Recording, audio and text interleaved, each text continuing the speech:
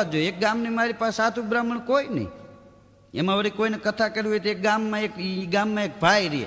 એ વળી શું કે ખબર, હવે બીજે ગામ સાધુ બ્રાહ્મણને કથા કરવા માટે હું બોલાવો છો, હું સૌને ચોપડી છે મારી પાસે, ચોપડીમાં વાંચી દઈશ તોય કથા થઈ જાય.